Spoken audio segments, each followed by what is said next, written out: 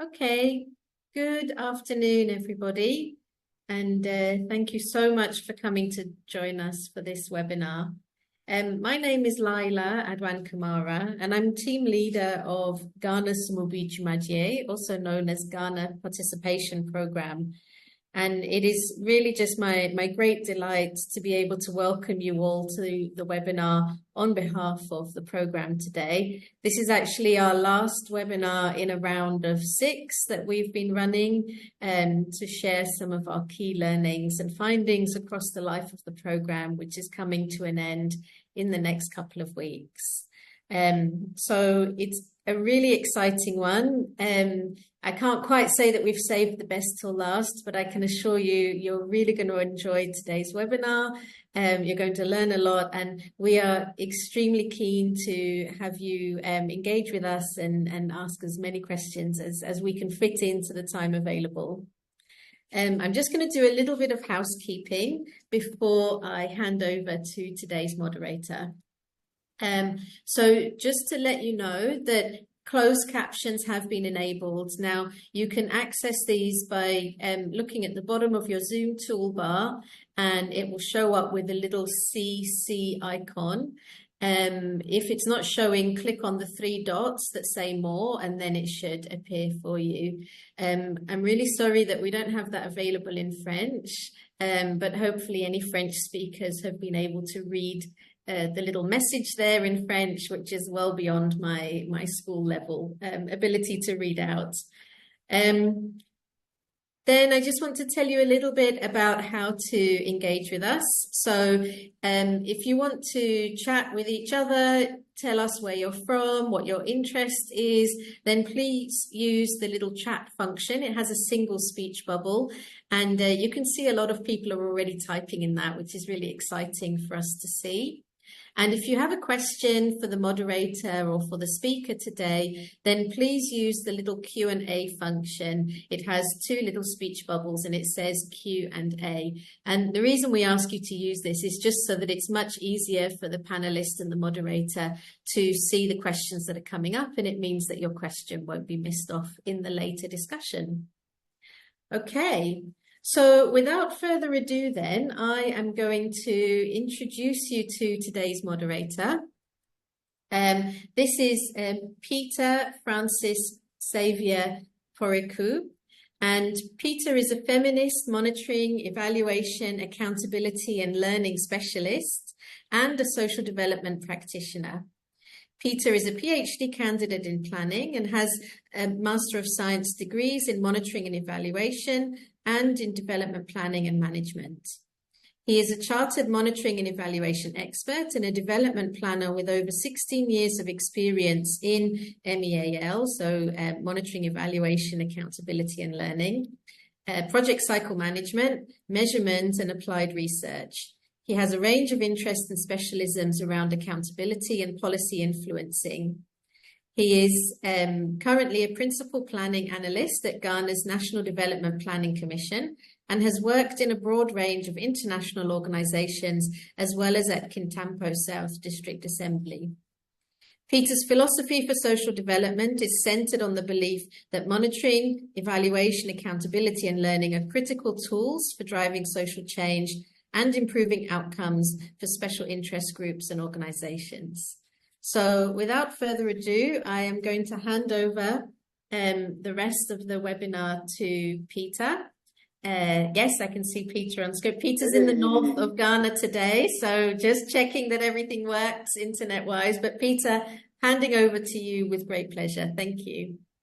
Great. Laila, thank you so much for having me. I'm currently in Wa in the Upper West region, and I bring you greetings from the region and greetings from the northern part of Ghana. I must say today it's an exciting time to be Ghanaian.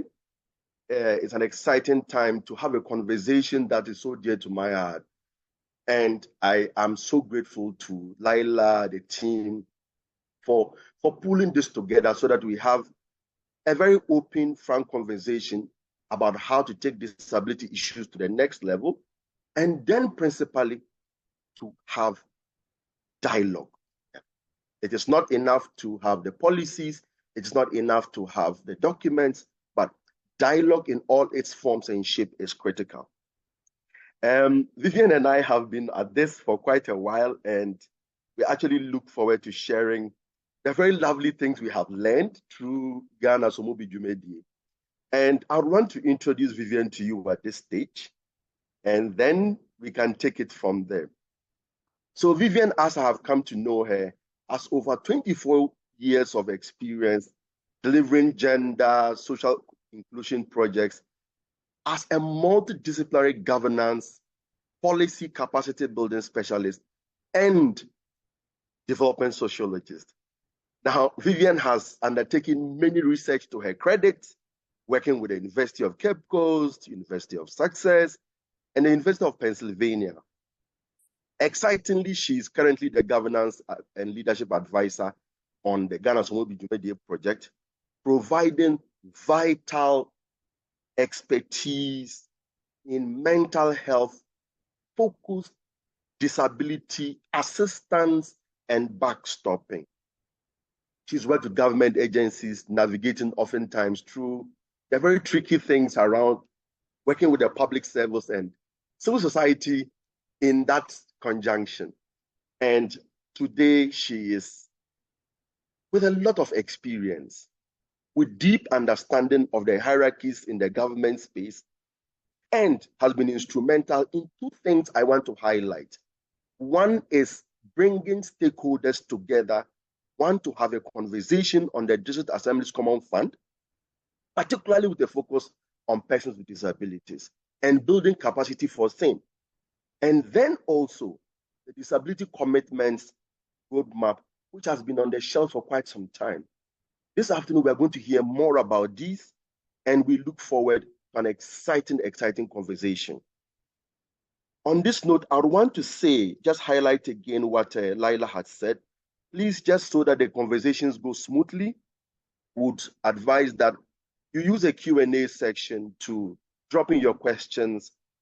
Once the entire presentation is done, 20-25 minutes max, we'll open up to respond to your questions, and then I'll lead a discussion with Vivian on some topical issues that are panning out in this space.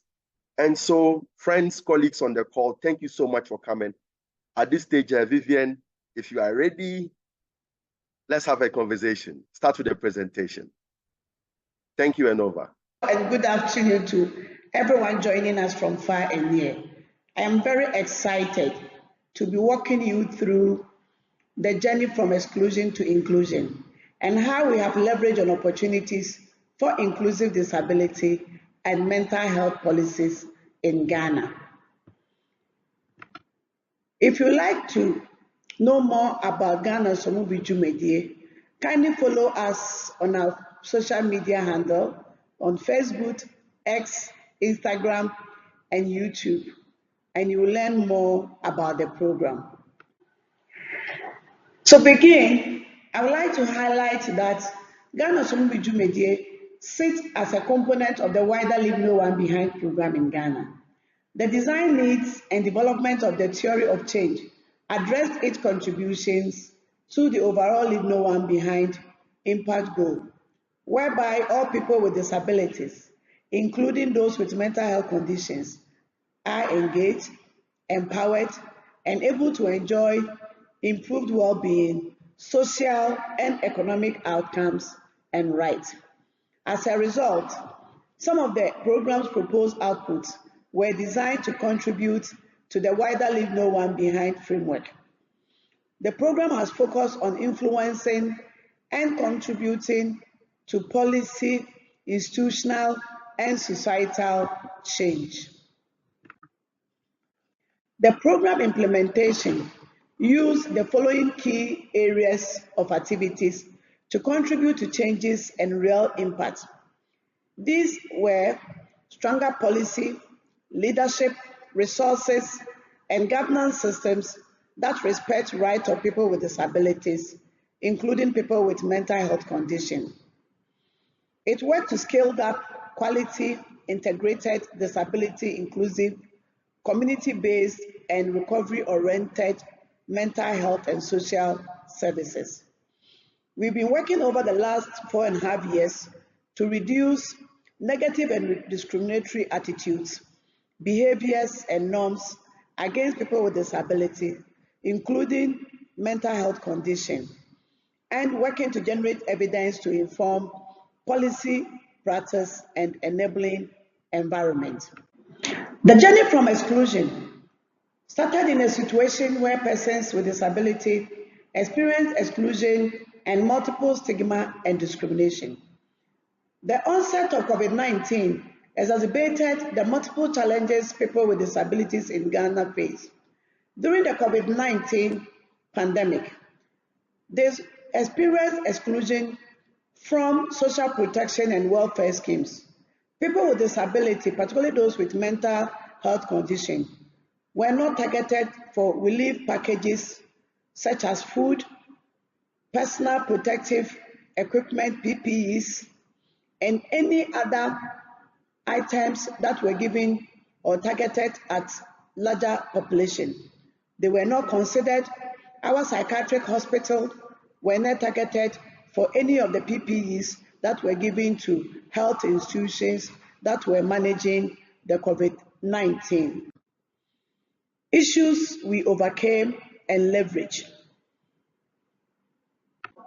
We worked at breaking the barriers of exclusion by overcoming difficult disability and mental health political economy. We learned early from the beginning the seeming subtle tension within and among government of Ghana stakeholders, civil society organizations, and organizations for persons with disability. Despite the pool of state actors involved in disability and mental health work across the country, their ways of working were uncoordinated. It was saddled with competitiveness other than working collaboratively. Several stakeholders, both state and non-state actors, including parastatal institutions, have responsibilities for the care and upholding the rights of people with disability, including those with mental health conditions. Yet they were disconnected from each other. A good number of organizations for persons with disabilities who come together under the Ghana Federation of Disability Organizations as an umbrella institution and self-help groups working in Ghana existed to speak for themselves. They were, however, disconnected from policy making and from decision-making processes within government. We work to break barriers at different levels of complex interaction of power and resistance.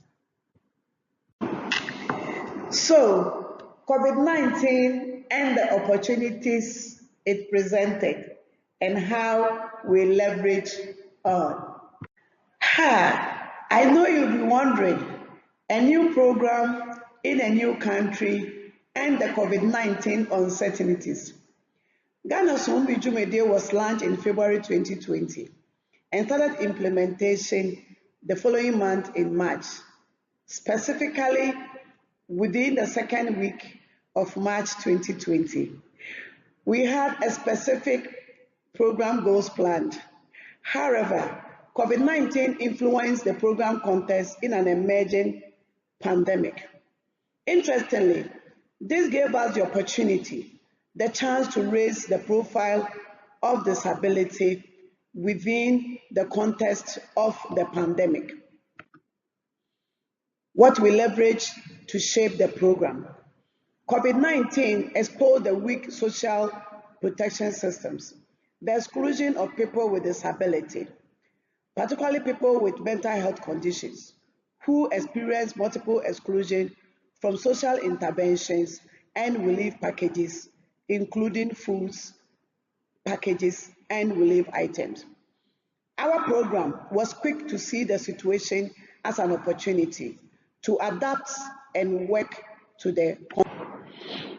For instance, the restrictive measures on movement provided an opportunity for us to talk about how that will impact people with mental health conditions. When health information was created by the government, Ghana Somubi checked that alternative formats such as sign language, audio and braille were considered, and we created easy read materials. As the media profiled the new virus, our program used the opportunity to educate the media about stigma and myths around disability and mental health that were also relevant to COVID-19. What did we do differently to build the program and drive our successes and achievements? So we quickly remodeled and redesigned our program implementation. We identified a want and a need among people with lived experience and supported their representative organizations to engage governments at high policy level. We adopted collaboration and allyship approach from a right-based perspective as an integral part of the program's work planning. 2, we leverage on best practice approaches to make voices of persons with disability heard. We did so by recognizing and involving people with disabilities themselves at every stage to ensure the program's responsiveness to their needs and in line with the fundamental principles of the disability rights movement, nothing about us without us. The third thing we did uniquely different was the user-led adaptation. We acknowledge the importance of user-led approaches to disability work within the Ghanaian context. This informed the program redesign with specific focus on working with people with disability and mental health conditions themselves to drive program implementation for their own benefit. We did so by establishing a program advisory group that consisted of people with disabilities and mental health conditions, alongside those experts in the field, to ensure their views and participation were central to the program and reflected their needs across all of the design and implementation of program activities. So our fourth approach was the evidence-based advocacy and policy dialogue from a human rights-based perspective. We developed an approach to evidence-based advocacy and policy dialogue for human rights-based disability and mental health policies by users themselves. We built evidence to demonstrate gaps within the social protection systems and preparedness of psychiatric hospitals for new and longer-term advocacy. We used innovative champions from within our advisory group, including parliamentarians, as advocates for inclusive citizen participation for political change. We worked to prioritize building up capacities of organizations for persons with disabilities to champion their own issues and tell their own evidence-based stories. We communicated data through storytelling by the users themselves through data-driven documentary. Flexibility and adaptations to change was our fifth approach. This acknowledged the challenges and difficult conversations along the way due to hierarchies, entrenched organizational issues, unhealthy competitions, territorial protections, structural and systemic challenges. We were very mindful of the tensions and the competitiveness and worked politically. We made our program ways of working very flexible in overcoming the systemic barriers through informal engagement, meetings, catch-ups, constructive engagement, high-level advocacy, and policy dialogue meetings. What has been our program achievement and legacy? So for our program achievement, We have been able to establish conditions for disability inclusion and sustainable policy change through a demand-driven top-level roundtable meeting for national uptake of disability indicators for inclusive annual progress reporting. We have done so by bringing persons with disability, including those with mental health conditions, to work together with senior government officials for disability transformation and inclusive policy making. We have ensured enhanced user visibility and acceptability within government processes to deliver participatory interventions that are well tailored and aligned to the needs of the users themselves. We have ensured stewardship and ownership of advocacy. We have built stronger leadership skills. Persons with disability themselves are now leading conversations around issues that affect them directly. There is now the genuine power for policy engagement by users themselves from a right-based approach.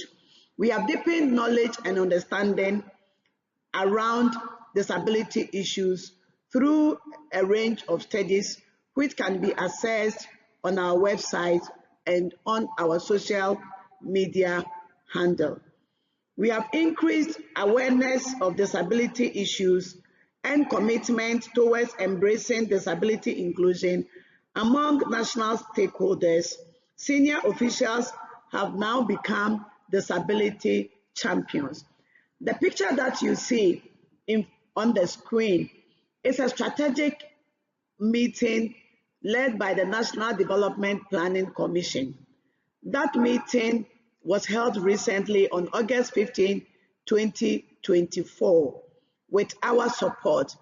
It brought together a number of state and non-state actors, of senior government officials from Ministry of Local Government and Rural Development, Office of Head of Local Government Service, National Development Planning Commission, National Council for Persons with Disability, Ghana Health Service, Ministry of Health, the World Bank, UNDP, UNICEF, civil society organizations, including Ghana Federation for Disability Organization, the National Association for the Deaf, the African Development Institute, and many other key stakeholders who have the power to influence policy in Ghana. So in terms of our program legacy, I'm excited to say that we leave behind the 2022 Global Disability Commitment Roadmap, which has been adopted nationally as a disability inclusion framework.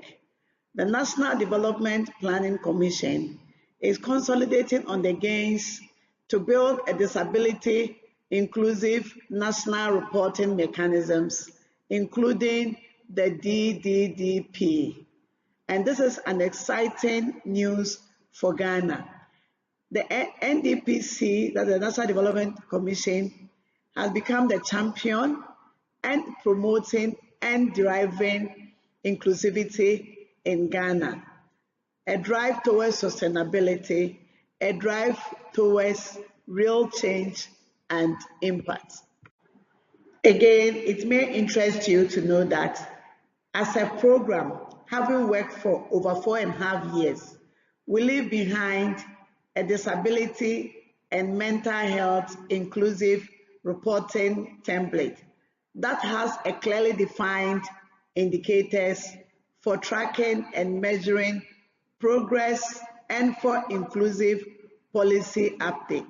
This reporting template aligns with the national reporting framework. What has been our key learnings from the program? In terms of our program learnings, I have just 4 key learnings to share with you this afternoon. I want to share this learning at the investment level.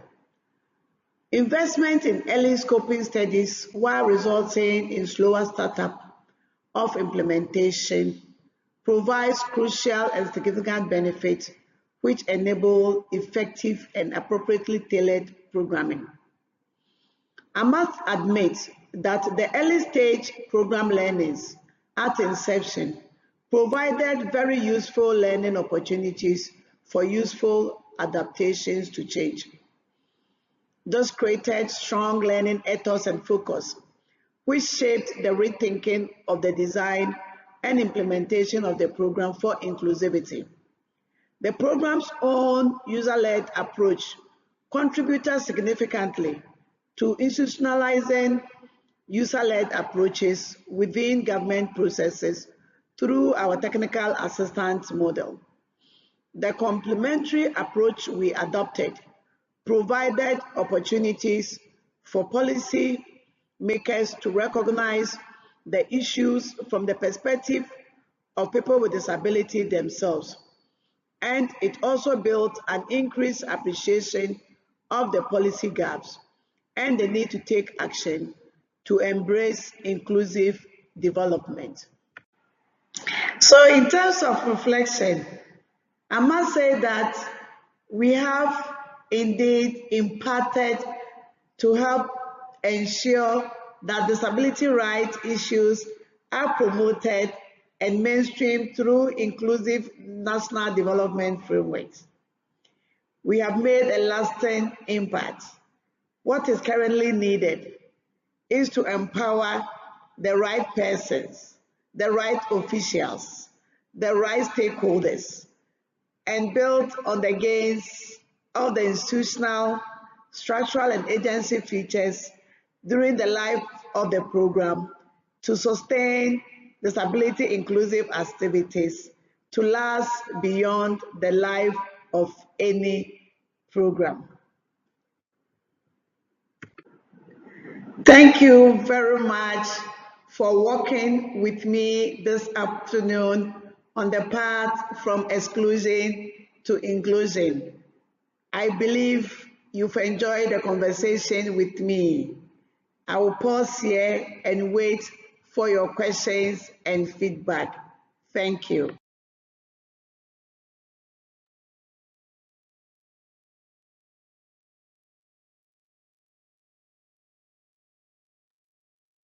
Thank you so very much, Vivienne Sapoma Fishin. So, participants on the call, I will open up for a few questions, but then there are just a few questions that were running through my mind, and Vivienne, I would have to ask them because my audience are ready to listen to you. So first off, regarding the conversation about COVID-19, we don't pray that it resurfaces, but history has shown that these things happen. Now, one of our participants, Mr. Kamaldeen Habib, I suppose is the Kamaldeen I know. He wants to know how the program disseminated information on COVID-19. His emphasis is, were we targeted? Did we use mainstream media? What did we do differently for his own learning? And Vivienne, let me just tie this to what I had in mind. It's clear that, yes, we're stuck with a pandemic, but Ghana Somubi Dwumadie saw it not largely a threat, but an existential issue that needs to be resolved. And so how did Ghana Somubi Dwumadie navigate on all of these? Over to you, Vivienne. Thank you, Peter. I'm so excited to be sharing this platform with you. So the question from your friend, I must say that we use mixed approach, mixed methodologies in terms of our communication. And again, let me reiterate that the program focus was on disability and mental health. And if you all recall, during COVID-19, most of them, I wouldn't say they were in hiding, but they couldn't come out. For those with mental health condition, we have a number of self-help groups who were closed down because of COVID-19. These self-help groups could not meet. we have to work through our program partner, Basic Needs, to one, target them and reopen a number of self-help groups to target them for information. We also work through GSD, that's the Ghana Federation for Disability Organization in Ghana, to target a number of organizations for persons with disability. Most of them have their president and chairman across the different layers within the country, national, subnational, and district level. They were targeted at the conduit for dissemination of most of the materials. And again, we also work through our government partners, such as NCPD and the Ministry of Gender, Children and Social Protection. Peter, let's also have it that most government programming or dissemination, information dissemination channels, we're using conventional medium. Most persons with disability don't have access to them. And even if they have access to them, for those who were deaf, there were no sign language. So we needed to target them within their own hub in order to get the information more accessible and make it easy read for them. Exciting, Vivian. So Vivian, I just want to tie two things to your response. My first would be, what do donors need to know? There's a question regarding scoping studies. There's a question regarding how programs and projects that get to start slow can spend valuable time having conversations. So my question would be, for any institution, for any program or project wanting to venture into mental health and disability generally, that ecosystem, what type of strategic partnerships or business cases should they be developing? Okay, so let me add that my colleague from Basic Needs just added in the chat that we're able to target and cover 272 self-help groups, and that is a significant achievement during the COVID period when everybody was restricted with movement. So regarding your question, yes, COVID taught us a lot of learnings. We started with our own business case that we're going to follow. Our PEA, that is political economy analysis, was a key deliverable on the program. However, we needed to redefine our own research questions. We needed to do our own stakeholder mapping, which was very key within the context of the pandemic. That brought on board a number of stakeholders that we originally didn't think about during the design stage. I mentioned in the presentation that COVID influenced us by redesigning and remodeling the program context. And the scoping in terms of the PEA indeed helped in a number of things. First, it helped us to really dip deep into the tensions within GOG institutions. People think that each of them were competing with them, even though they have their own mandates. We use the opportunity to have a deeper insight within institutional mandates. We identify some institutional features that needed to step up their game, lead and take up ownership of their own responsibility as a government institution. Again, let me say that there was a component of capacity building to organizations for persons with disability, which originally wasn't part of the program design and the original business case. COVID-19 taught us during our engagement with persons with disability, including those with mental health condition, that users wanted to lead. Users wanted to speak for themselves. That was the stage that they taught us, the difference between organization for and organization of persons with disability. And it gave us that deep recognition to ensure that while we are working with state institutions, non-state institutions, we need to have a blend of organization working for and organization working of persons with disability. We work to empower them, we went to build their capacities.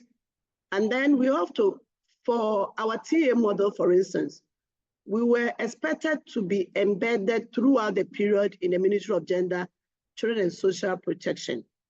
But we did a semi-embedment of the TA, bringing on board GFD, which originally, GFD is the Federation for Disability Organization, which originally wasn't a core partner. The core partner was NCPD, but we worked with the two organizations, and GFD led us to the key people who matter along the line. And then we build their capacity throughout the process from beginning to start. We've been extremely grateful. I will come back to the bit on capacity because I remember when we did the nationwide tour, there were issues. So I'll come back to that in a bit. But one of our participants asked a question. What is the state of reciprocal representation between the National Council of Persons with Disabilities and the Mental Health Authority? I know this has come up in one of the conversations, and I would just want you to note that down. I'll link it up to another conversation. Vivian, just quickly on the capacity. I had personally thought that with the kind of capacity across the spectrum, practitioners at the local governance level, practitioners at the subnational level had some very significant capacity. But it became very interesting that Vivian, over to you. Let me listen to you. Yeah, I think it was good that we shared the same platform for almost 4 months on the field, building capacity of district development planning officers alongside district social welfare officers. When you sit at the top from the national level, you would think that they have the capacity to deliver on their mandate. But when it came to issues around disability and mental health, there was weak capacities. And I was glad we were able to train all the 261 regional and district planning officers on disability inclusion, on disability indicators. And some of the indicators align to most of the things that they do, but there was no coherence in terms of the way they planned. They were not consolidated. Most of the activities were left with sector ministries or sector departments, but planning officers are supposed to play the coordination role within the SAP structure. So the capacity building gave them the opportunity to actually see the need for composite planning, for consolidation. And then you coming on board as NDPC, I was excited that you took that opportunity to embrace the need to take it at a higher policy level. So yes, capacity was very weak, but confidently, I believe the two of us can boldly say that within the last 4 years, we have built capacity, and we should be able to sustain it while we hand over the stick to government as we exit. Absolutely. Vivian, you couldn't have said it better. I just pray and hope that participants on the call will join forces with the team to take this to another level. We need to sustain these gains, but these gains, in sustaining them, sometimes can come at a cost.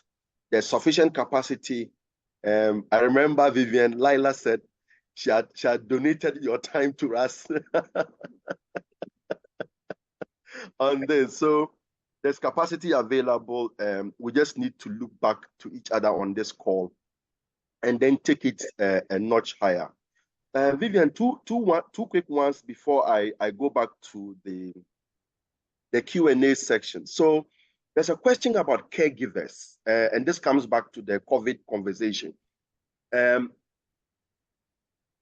Many times when you hear issues about disability, there is a certain conundrum that they're expensive, they're difficult to deal with.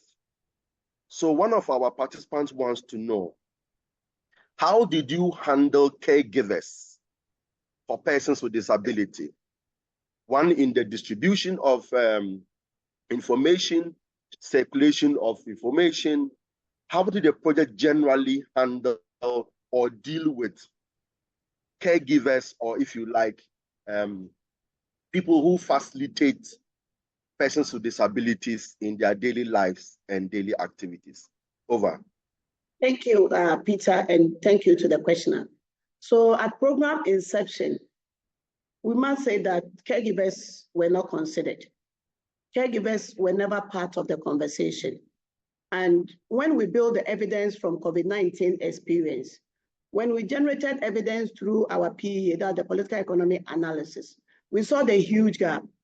So Peter, if you recall, in all the regions, when we had our capacity building trainings for both district planning officers and social welfare officers, we were able to reiterate that the newly revised disability fund at the district assembly level, the guidelines through our technical assistant to the government of Ghana, now includes caregivers. Caregivers have been included in the guidelines for disbursement and management of the fund that is earmarked for persons with disability at all districts level. This is yielding remark. People have talked about the fact that it's expensive. The question from our perspective is that, have we considered the social cost, again, the social benefit of extending funds to caregivers? We want to give persons with disability, including those with mental health condition, decent life. Will it be okay for a mother or a father or for a guardian taking care of a person with extreme form of disability to lock him or her up in a room for hours in search of food, in search of water? What does it take for the government? What does it take to have a social intervention that target caregivers who, because of the nature of the disability of the person they are taking care of, are unable to work? So yes, there was a huge gap. We've been able to bridge the gap. Now they are included in the fund for persons with disability, and they are benefiting from such social intervention as part of the social protection system in Ghana. So that is how far we've come with inclusion.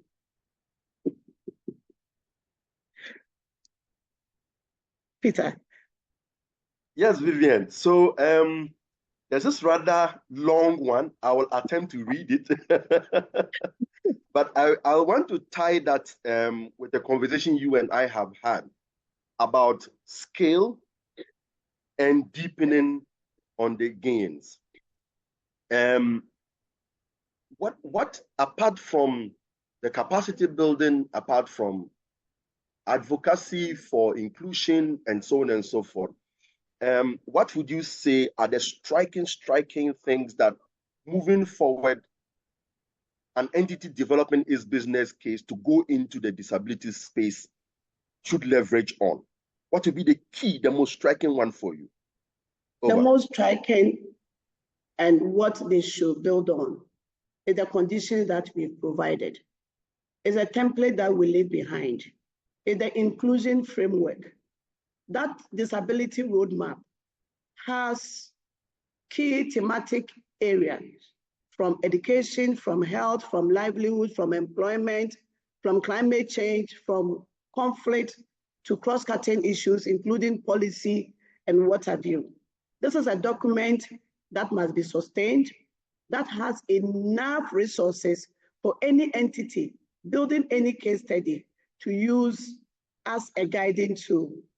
Again, in-house National Development Planning Commission, I believe the two of you, key staff who are policy analysts, have now gained some level of capacity. Institutions such as Ministry of Gender, Children and Social Protection have gained some high level of capacity. The National Association for the Deaf have capacity in research, in understanding their own issues from the context that they find themselves.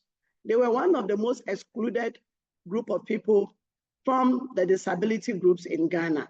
Today, they can research, they can think and plan for themselves.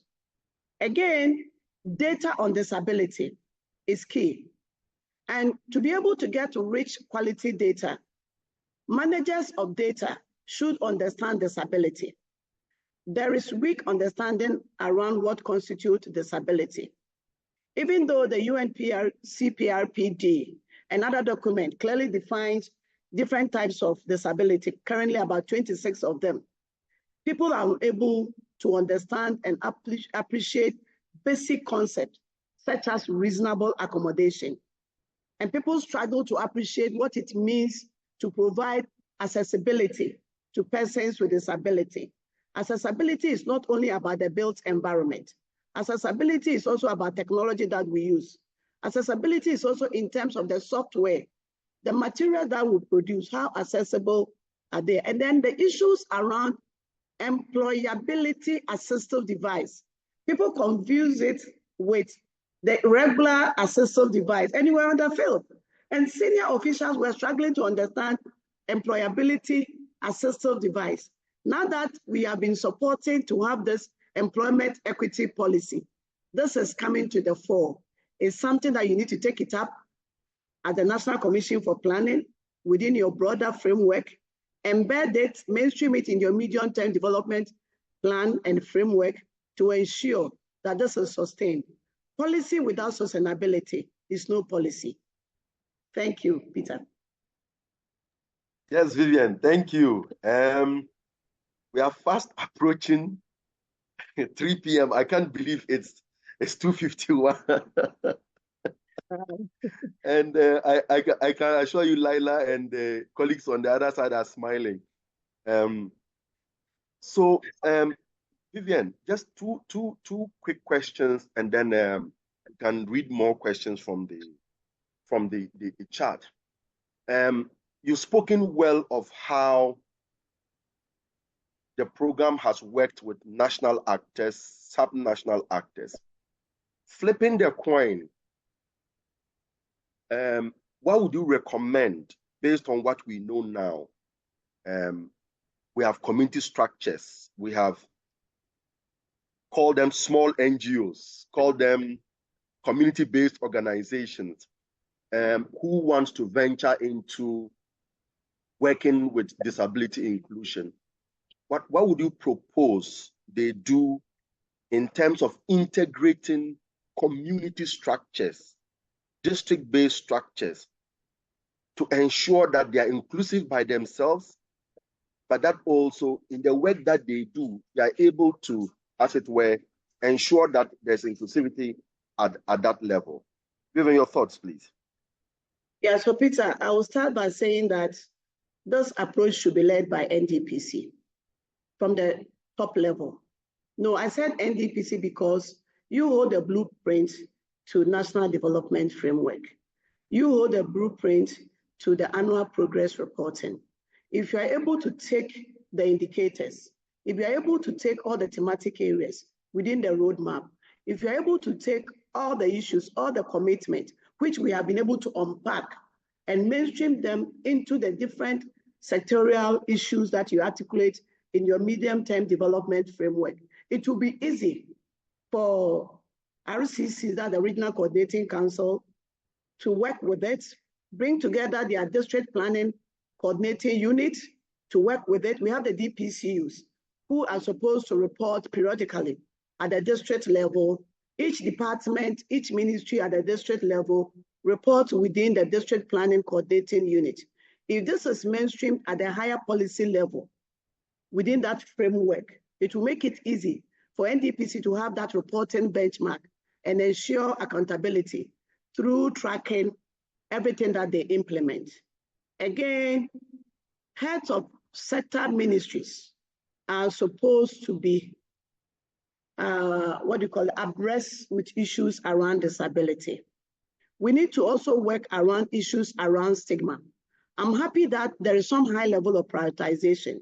When we started in 2020, there was high level of deprioritization of issues that affect persons with disability. They were excluded from processes within government. Yes, it is a government institution. Often they have been seen as outsiders coming through civil society organization. But I must say that last year, some of the work that we did, senior officials who thought that persons with disability do not bring anything to the table, saw the value in sitting around the table with persons with disability themselves, including those with mental health condition, including their representative organization and what have you. This is what we need to take on board. We need to embrace it. It is key from national, sub-national, and the community level. Once there is a national blueprint, I believe that CSOs, community-based organization, will tap into it and ensure a sustainable implementation of inclusivity. Peter. Exciting, Vivian, exciting. So I'll just take, before Lila jumps in, I'll just take one quick question from the chat. I'll respond to that, and Vivian, I'll defer the next one to you. So there are still a number of people with disabilities, one second, lined up in the streets of the major cities in Ghana. What are the plans of the GSD to include these into their programs? So Vivian, I'll defer this to you about streetism, particularly for persons with disabilities and those with mental issues. The one I would answer is the difference between investing in early scoping studies and the early stage of the program. So for many programs and projects, when they do not want to duplicate effort, when they want to work with a partnership lens, what they do is they go into scoping studies.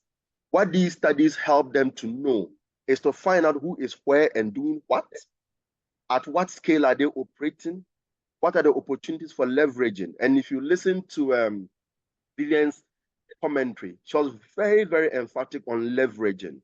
It is not about competition, it's about leveraging and working in a coordinated manner. And so scoping studies are part of the initial stage of program implementation. Vivian, let me defer the one on streetism, particularly for persons with disabilities and mental illness. Over to you. So, yeah, thank you, Peter. Let me say generally that there is a component of commercialization of streetism in this country. Why do I say there's commercialization? People have taken advantage of persons with disability, put them on the streets to solicit for money. There are abuses. They are abused, they are exploited. I believe that even long before this program, as a human rights advocate, working on a number of interventions and what have you, I believe that this is the time that Ministry of Gender, Children and Social Protection, through the Department of Social Welfare, step up the game and follow their mandate. They have the responsibility of care.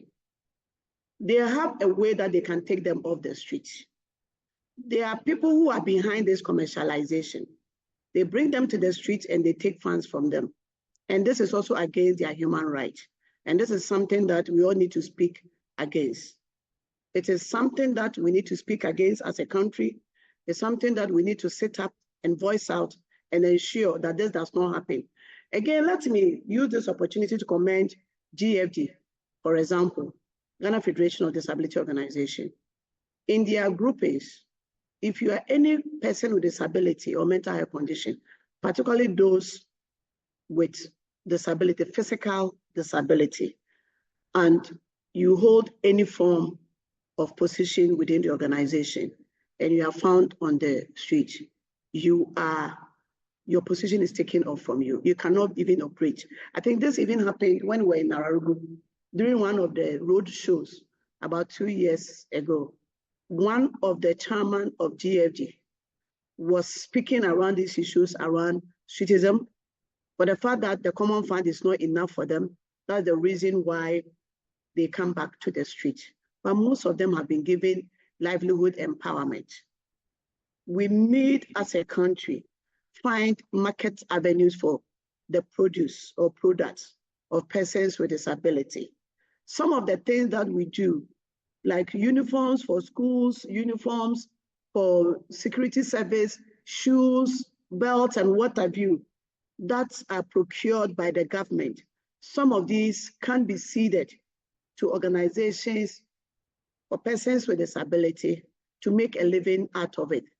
We need a multiple prong of approach to solve the issue. Peter.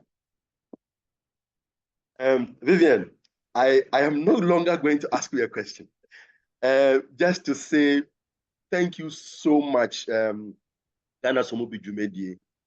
Personally, this has been an exciting period for me. I have learned a lot. It's opened me up to the issues of disability, and I am looking forward to championing this cause, both as an individual and a professional.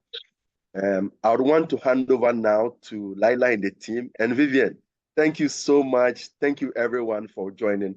Please, Laila has put in some links to Ghana Somubi Dwumadie website. Please visit the website. Please reach out to us. We'll be more than willing to respond to the other issues and to continue the conversation. Thank you very much, everyone. Thank you, Peter. Thank you, Peter. Thank you both. I did say at the start that this was going to be a fabulous webinar, and so it has been. So thank you very much for the conversation, both of you. It was a lot of fun listening in. And just to let everybody online know that you will be given access to a copy of the recording. We'll be putting those on our website in the next few days. Just bear with us while we do all the technical stuff in the background. And we just encourage everybody to reach out, have a look at our resources, our films, our resources, everything that's available, and also to carry on the conversation between each other as well. And of course, Peter, not to put you on the spot, but I'm sure that many of the people on the call will be really interested in carrying on the conversation with you as well. So let me just thank my colleagues, and just to say that our program is wrapping up at the end of the month, September 30th. So I think just to say from myself and on behalf of the whole team, thank you so much for all of the people that we've worked with, our partners, our stakeholders, our grantees. We really appreciate all of you. Thank you very much, and goodbye.